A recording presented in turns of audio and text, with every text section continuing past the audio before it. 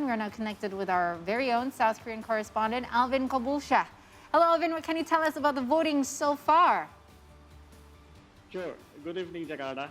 Hello, Korea. Yes, today finally we reached the D-Day of a Korean presidential election. It is the 20th presidential election here in South Korea, and it is believed to be the closest presidential race in Korea's history, since the final voter turnout is expected to surpass 80% for the first time in 25 years.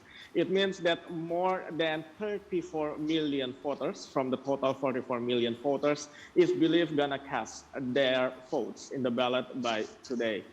And by total, according to the National Election Commission, the total voters is 44,197,000, with 226,000 is casting their ballots outside the country, overseas. And there are also 16 million voters who already filled their ballots during the early voting in Friday and Saturday.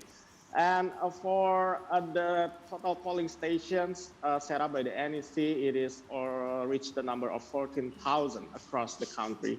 And as you already mentioned before, the voting already begun since 6 a.m. this morning and just already finished by 6 p.m. for the regular voter. However, there is an additional time for the COVID-19 patients and those in quarantine that will be start. So currently it is in the middle of the proceeding and it's appeared to be finished by 7:30. And however, the results of the exit polls are anticipated to be available at 7:30, while local broadcasters of KBS, MBC, and SBS will announce the result of their joint exit poll.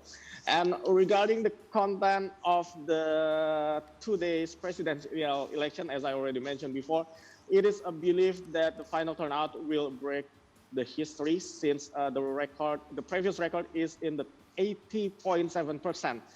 in the 1997 presidential election when President Kim Dae-jung, the late President Kim Dae-jung, winning the election. And the last previous election in 2017 stood at 77.2%. But we just gonna check the numbers maybe arrive in 7:30 this evening. And also, this election is expected the closest race in the nation history with the main opposition party of the People Power Party. Presidential candidate of Yoon Suk-yeol having a slight lead over the ruling Democratic Party of Korea candidate of Lee Jae-myung with the really minor margin of error. However, the political pundits here in South Korea, it's remain unclear how the race is unfolding now because the National Election Committee is prohibited for the polling agencies from announcing new survey results since March 4th. So the Korean voters already didn't know the latest survey about the people preferences of their preferential candidates in the last 5 days. So it's gonna be make the competition is more tight.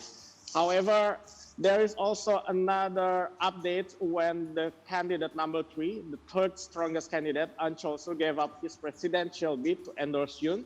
So it's merging their candidacies in order to seek the unified support of conservative and center-right voters. Back to Jakarta. That was actually interesting.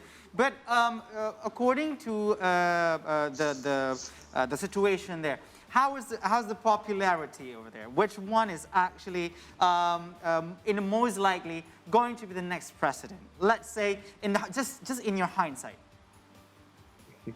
So the incumbent president is President Moon Jae-in, coming from the Democratic Party. And then the current competition is held between the refile race between the Lee Jae-myung from the incumbent Democratic Party, the ruling party, vis-a-vis versus Yoon Suk-yeol from the People Power Party, the main opposition party.